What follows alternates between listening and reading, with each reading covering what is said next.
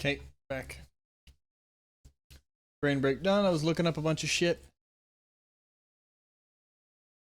Found a bunch of cool shit. Basically, I have a $7 little scent diffuser coming. I'm gonna figure out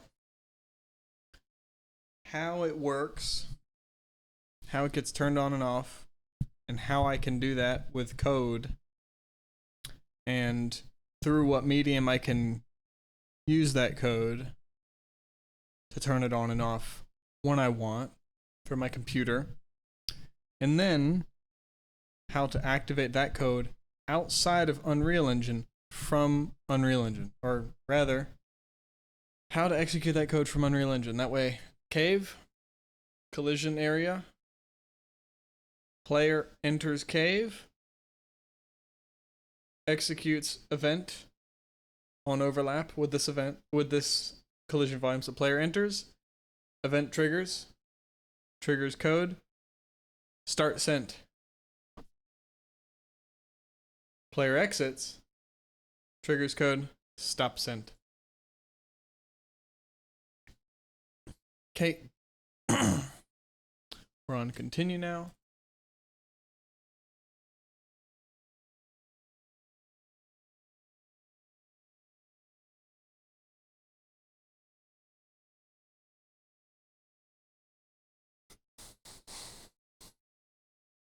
Oh, yeah, so continue, like, well, either way. So it seems like so far you could do continue or just an if else statement and then continue from there.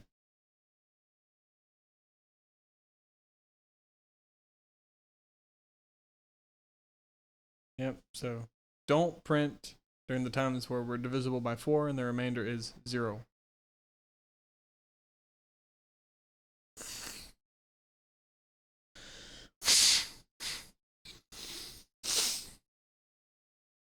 Okay. So be careful with the while, because if we continue before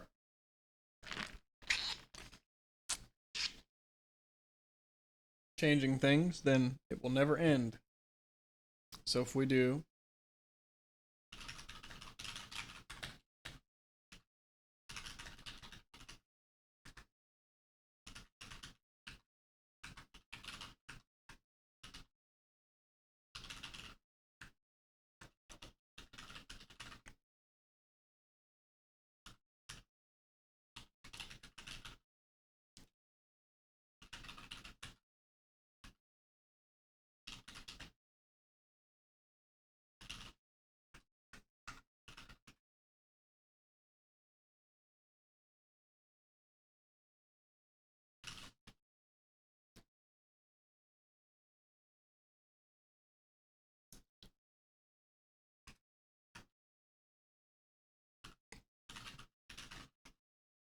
I gotta floss one tooth on between two teeth.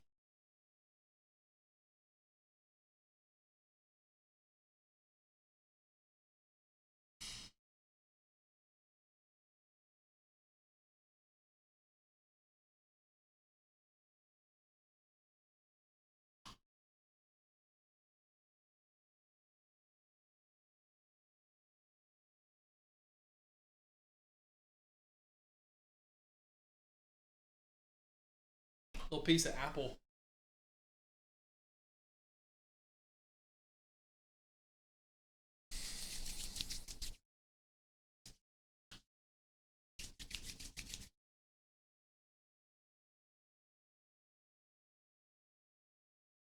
Okay. So the point here is if we are, oops, what am I fucking doing? If we're just outputting X, and then normally we are increasing X, we're just printing, and we'll do through 10. But if I instead do continue, yeah, also true. I guess we could just have that. So that would be unreachable there.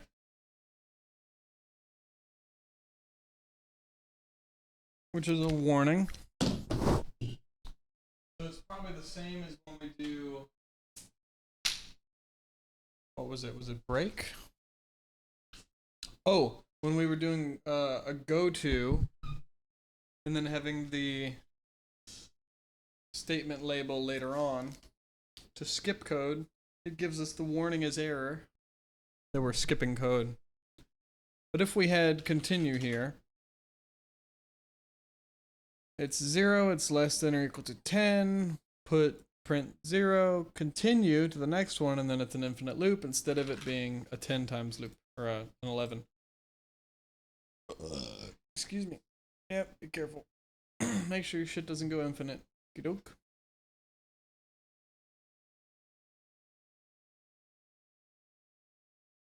Yeah, same shit here.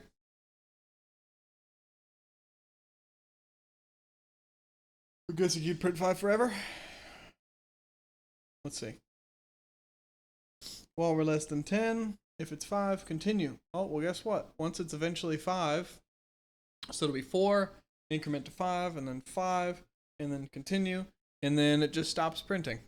It won't print 5, and it will continue going. Yep. Up to 4, and then infinite. When it's 5, it says true, but then it continues and it doesn't get incremented. Yep.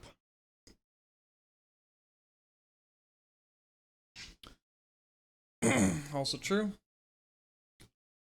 So if we just copy this, do we get the same error? We don't. Unreachable code. Oh, but if we say unreachable code. Okay, good to know. As long as it's a condition, it's not every time.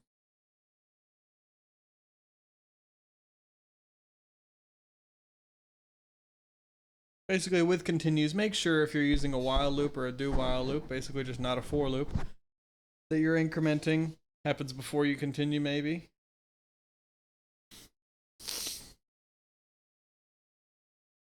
Not to use break and continue. Oh, more spaghetti.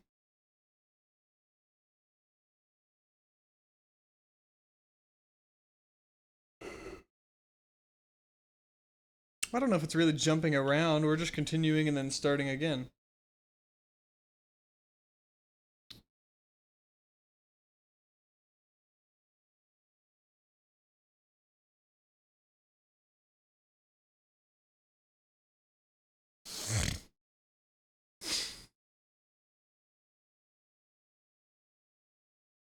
Okay, so here.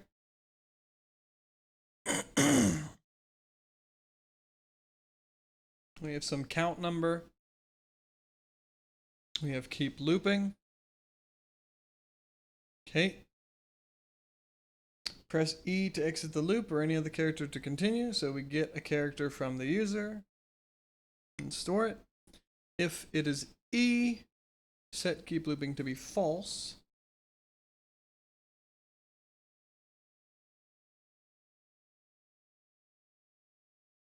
Otherwise, increment the count, say how many times we've done it.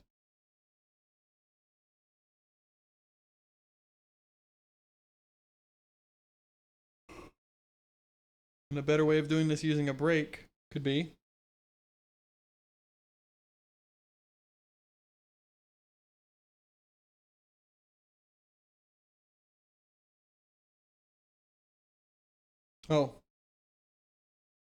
you could just say while true, and then you don't need this keep looping, and then you can just say if you enter a certain thing, false. Yeah, you don't need that. You can just do while true. Let's go, baby. When you want to do it infinite on purpose, while true.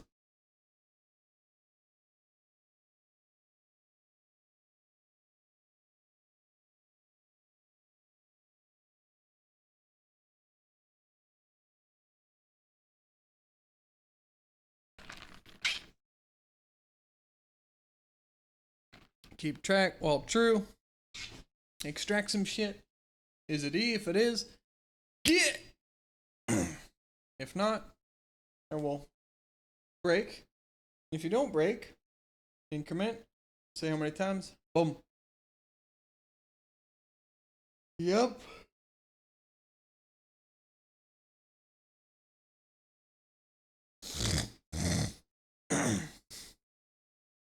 Instead of having to assign shit to a condition to check, in addition to incrementing, oh, so annoying.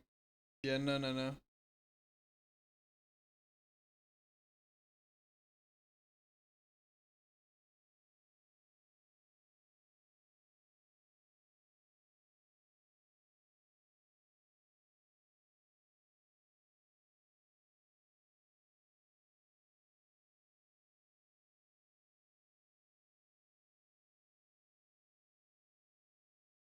Okay, so we could say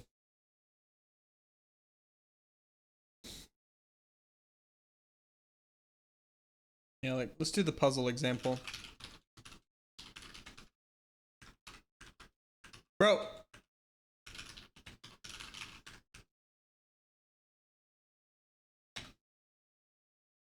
I kind of want some crazy music really quick.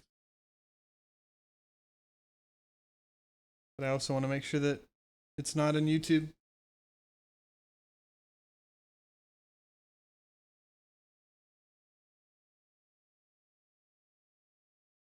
Nice. Okay, cool.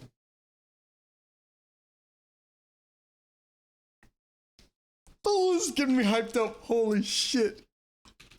Okay. Oh god, there's English.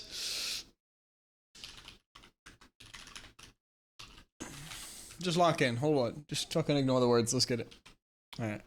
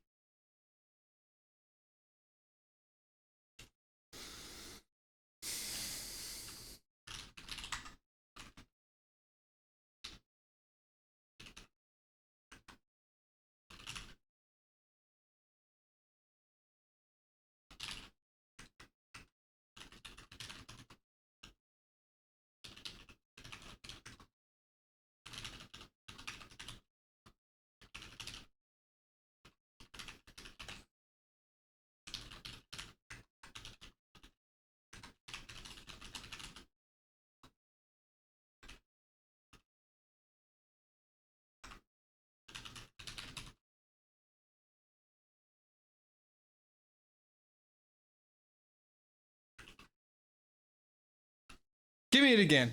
Give me it again. Come on.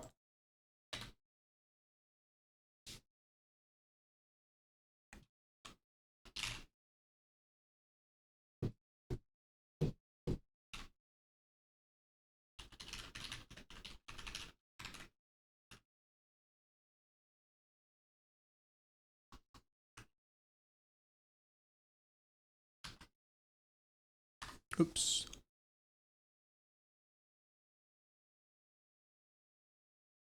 Oh, I could have just done this.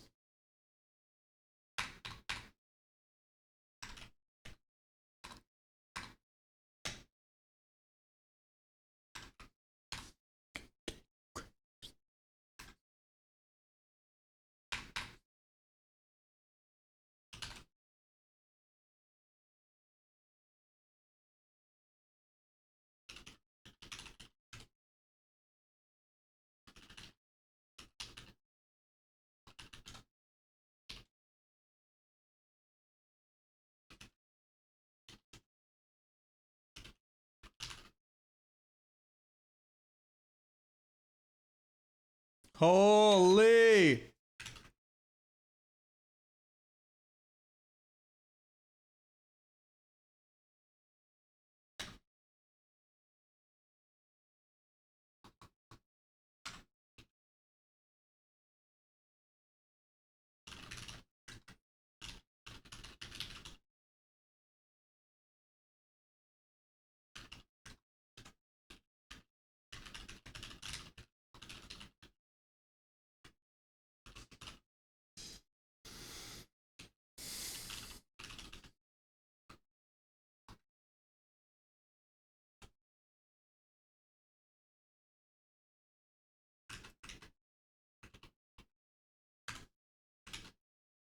Cool.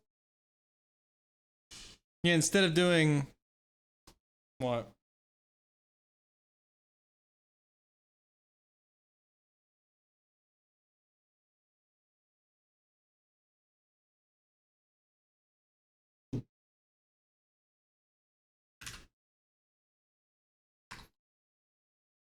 No loot, no nested shit, baby, or no block.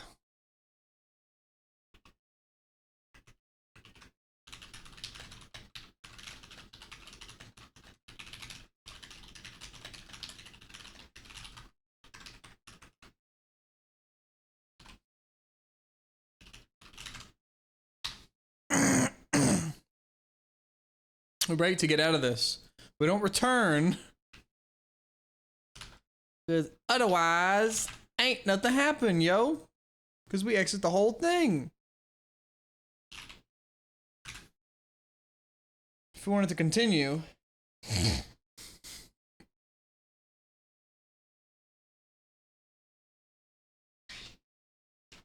Come on, Hiroyuki, give me another one. Let's go. And I say, come on, hurry it up. Not clapping, that shit is gay. Snap, clapping, snapping.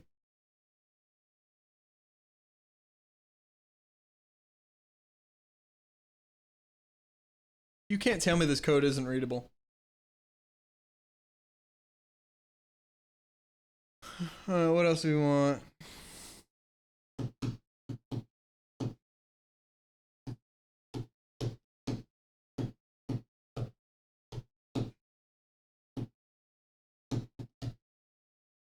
Continue.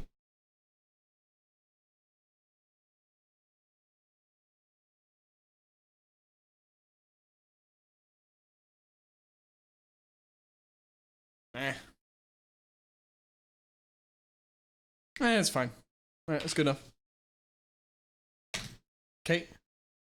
Man, these guys' voices are just crazy. So great. Oh. Oh. Excuse me. Okay. Most effectively used at the top of a for loop to skip iterations when some conditions met. So,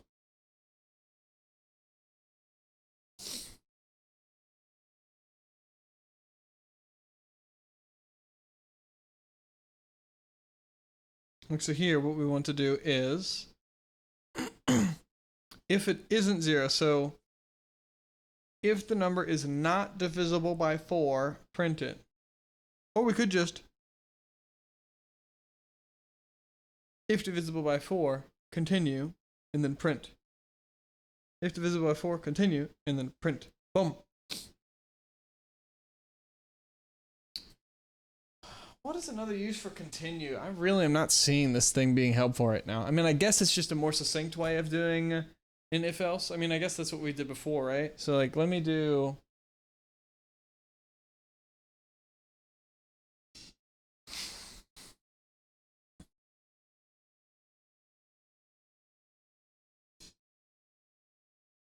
And the benefit here is we removed the block. Well, we didn't need to remove the block.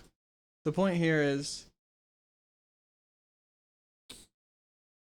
we're printing only if whatever, compared to printing by default and just continuing.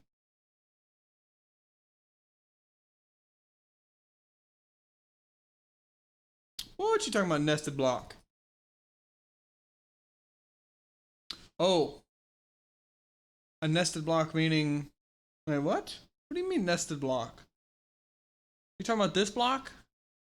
Why didn't you put this here, bro? Put this here. This is the nested block. This is a block within a block. We're trying to flatten this shit for readability, brother. Bro, we didn't even need this though. We could just put this here. And if it's not 0, print the bitch. Otherwise, don't print the bitch. Yeah, I don't know why we needed that. We didn't need that either way. Like, yo? Bro, am I tripping? Am I tripping? I don't think so. Yo. Yeah, we don't print 4 and we don't print 10. Wait, what? Hold it. Oh, so we go up through 9. Okay, this is just weird. It's cooler to go up through 10. Go up through 10. And then end line after. Okay.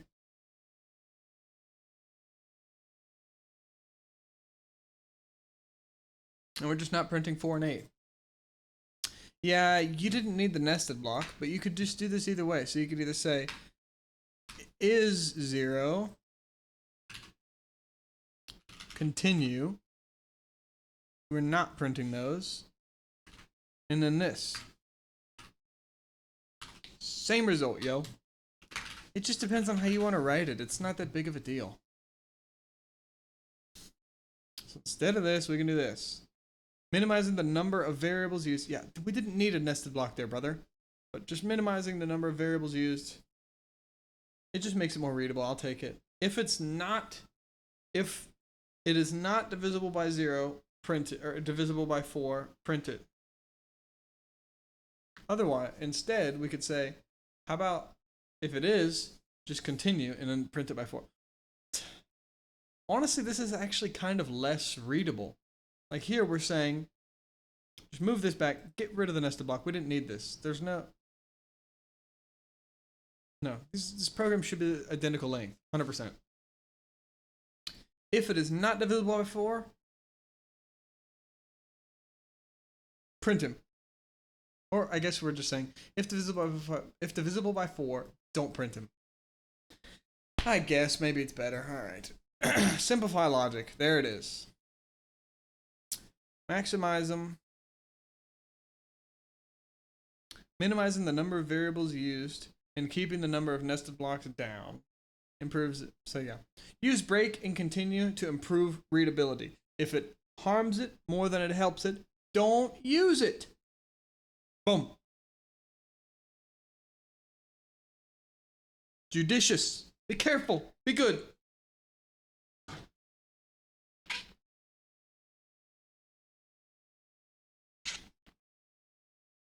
Okay.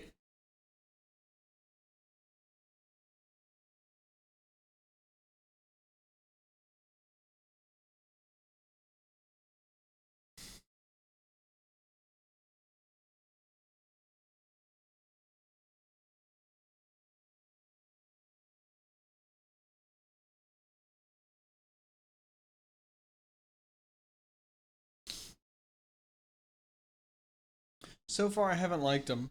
But yeah, if you have a program and then it has a loop, and then maybe there's some different condition shits here, and then we either return this or return this or return this. Instead, maybe it makes more sense to just have a variable, and then if it's this, assign this. If it's this, assign this. If it's this, assign this, and then return whatever it is. Or if it's a switch case, it's a switch, and if something is this, or this, or this, assign this, or assign this, or assign this to something, and then just return that something. That way we can see we have a thing. We are changing that thing depending on the environment. Maybe the thing is next choice. Maybe it's dialogue, it's string. So the function is NPC next generated word.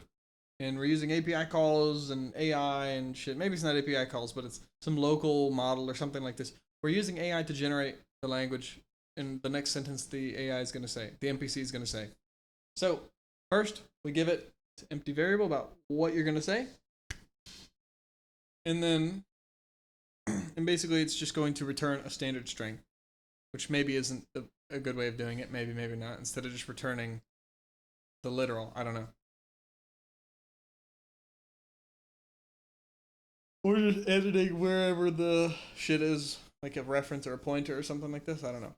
But have this empty string, and then we have a switch case, or we have some way of determining all the history. We put in the history of the NPC's interactions with the player and what it knows about the player, and then in the end, we return what it says. Instead of, is it favorable reaction? Return favorable reaction. Is it unfavorable? Neutral? Boom. 3 different early returns. Instead, just one return. Reaction? Set it to be favorable, neutral, or negative. Return the reaction. Or, yeah, that's the answer. It's probably the answer. Okay. One return at the bottom has simplicity to it. You can assume it will take its arguments and return. Boom. Extra stuff complicates it. Or you can allow it to exit as soon as it's done instead of having to do the extra shit. Yeah, also true. So if it's this or this or this, then it means we're doing an if. Well, if it's an if, else, then, well, yeah, maybe in the case where, let's say, it seems like it's probably not that bad. If anything, we're just reading through some booleans to check some shit or some conditions to check some stuff. But maybe there's some extra stuff that happens, guaranteed, and maybe we want something to return early without executing that stuff. Then it probably makes sense to return early there.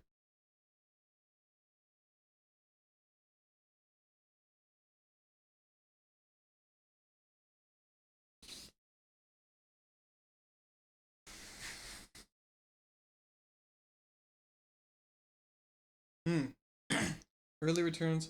Oh, so like error catching or something, like you pass in the wrong thing, and at the very, very beginning it's if this, return this. So like you pass in the wrong operator for an addition program or a calculator program, they put in a question mark instead of plus minus asterisk backslash. Instead they put in question mark, and then it returns right then error invalid operator provided. And then we go. So it's an early return at first with an output, so it'll output and then return, boom, done. Instead of doing all the calculations and shit and then returning 0, instead it just returns straight away. And then a single return after. So we catch the early shit, and then boom. Early returns are more helpful than harmful. There's a bit of art. Okay? Again, use these things when they are helpful. Don't just add them. Don't just fucking start using. Don't just start cranking with the tool. Use it when it is useful. Just because it's got some fancy shit on it and maybe it's cool and it's a word you haven't used. Use it when it's good. Halt exits the program early. The whole thing? Holy shit. 30 minutes. Okay, it's a time for a brand new break.